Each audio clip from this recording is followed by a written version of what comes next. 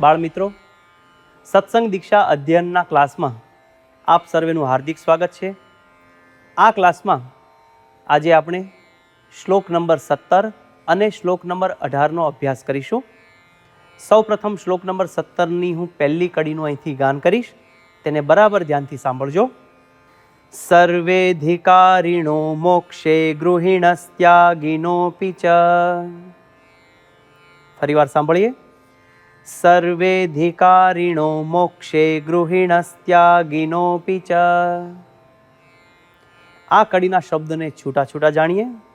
સર્વેધિકારિણો મોક્ષે ગૃહિણસ્ત્યાગિનોપિ ચ. પહેલો શબ્દ છે સર્વેધિકારિણો.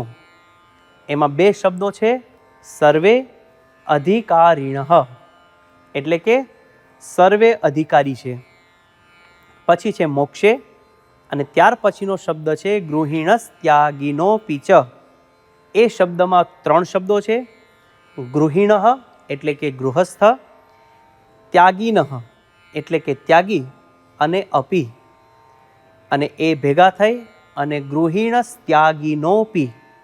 ગૃહિણસ્ત્યાગિનોપિ. તો આખી કડીનું આપણે સમૂહમાં બે વખત ગાન કરીએ. સર્વેધિકારિણો મોક્ષે ગૃહિણસ્ત્યાગિનોપિ ચ. ફરીવાર. સર્વેધિકારિણો મોક્ષે ગૃહિણસ્ત્યાગિનોપિ ચ. શ્લોકની બીજી કડીને જોઈએ. સૌપ્રથમ હું એનું ગાન કરીશ. નન્યુનાધિકતા તત્ર સર્વે ભક્તા યતઃ પ્રભોઃ. ફરીવાર. નન્યુનાધિકતા તત્ર સર્વે ભક્તા યતઃ પ્રભોઃ. આ કડીના શબ્દોને છૂટા છૂટા જાણીએ. ન ન્યૂનાધિકતા તત્ર સર્વે ભક્તા યતઃ પ્રભોઃ. આમાં એક શબ્દ આગળનો છે ન્યૂનાધિકતા. એમાં બે શબ્દો ભેગા છે, ન્યૂન અધિકતા એટલે કે ન્યૂનાધિક ભાવ, અને એને ભેગો થઈને બોલાય છે ન્યૂનાધિકતા. આખી કડીનું આપણે બે વખત સમૂહમાં ગાન કરીએ. નન્યુનાધિકતા તત્ર સર્વે ભક્તા યતઃ પ્રભોઃ. ફરીવાર. નન્યુનાધિકતા તત્ર સર્વે ભક્તા યતઃ પ્રભોઃ. આખા શ્લોકનું સમૂહમાં આપણે બે વખત ગાન કરીએ. સર્વેધિકારિણો મોક્ષે ગૃહિણસ્ત્યાગિનોપિ ચ. નન્યુનાધિકતા તત્ર સર્વે ભક્તા યતઃ પ્રભોઃ. ફરીવાર. સર્વેધિકારિણો મોક્ષે ગૃહિણસ્ત્યાગિનોપિ ચ. નન્યુનાધિકતા તત્ર સર્વે ભક્તા યતઃ પ્રભોઃ. આ શ્લોકનો ગુજરાતી અર્થ આ પ્રમાણે છે. ગૃહસ્થ તથા ત્યાગી સર્વે મોક્ષના અધિકારી છે, તેમાં ન્યૂનાધિક ભાવ નથી. કારણ કે ગૃહસ્થ કે ત્યાગી બધા ભગવાનના ભક્તો છે. તો બાળ મિત્રો, શ્લોક નંબર 17નું આ પ્રમાણે ગાન કરીને મુખપાઠ કરીએ. અને હવે શ્લોક નંબર 18 પર જઈએ.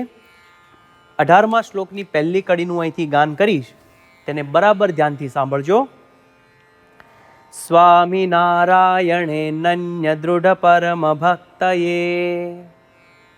ફરીવાર. સ્વામિનારાયણે નન્ય દૃઢ પરમ ભક્તયે. આખી કડીમાં બે જ શબ્દો છે. પહેલો શબ્દ છે સ્વામિનારાયણે નન્ય, બીજો શબ્દ છે દૃઢ પરમ ભક્તયે.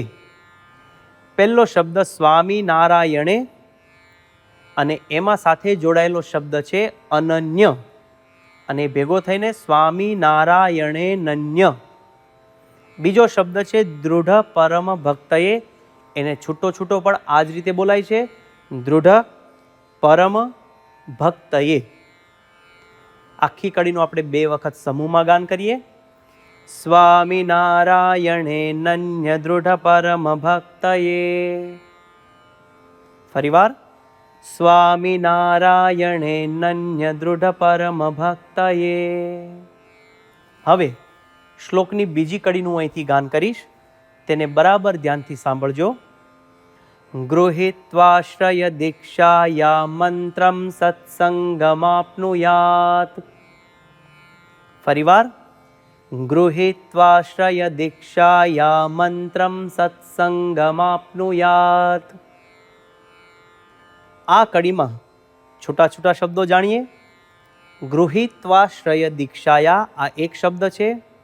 મંત્રમ સત્સંગમાપ્નુયાત પહેલો શબ્દ છે. ગૃહીત્વાશ્રય દીક્ષાયા એમાં 3 છૂટા છૂટા શબ્દો છે. ગૃહીત્વા, આશ્રય અને દીક્ષાયા. ત્યાર પછી છે મંત્રમ અને એના પછીનો શબ્દ છે સત્સંગમાપ્નુયાત. એમાં 2 શબ્દ છે. સત્સંગમ આપનુયાત, સત્સંગ પ્રાપ્ત કરવો. આખી કડીનું આપણે 2 વખત સમૂહમાં ગાન કરીએ. ગૃહીત્વાશ્રય દીક્ષાયા મંત્રમ સત્સંગમાપ્નુયાત. ફરીવાર, ગૃહીત્વાશ્રય દીક્ષાયા મંત્રમ સત્સંગમાપ્નુયાત. હવે આખા શ્લોકનું આપણે 2 વખત ગાન કરીએ, સમૂહમાં ગાન કરીએ. સ્વામિનારાયણે નન્ય દૃઢ પરમ ભક્તયે ગૃહીત્વાશ્રય દીક્ષાયા મંત્રમ સત્સંગમાપ્નુયાત. ફરીવાર, સ્વામિનારાયણે નન્ય દૃઢ પરમ ભક્તયે ગૃહીત્વાશ્રય દીક્ષાયા મંત્રમ સત્સંગમાપ્નુયાત. આ શ્લોકનો ગુજરાતી અર્થ આ પ્રમાણે છે.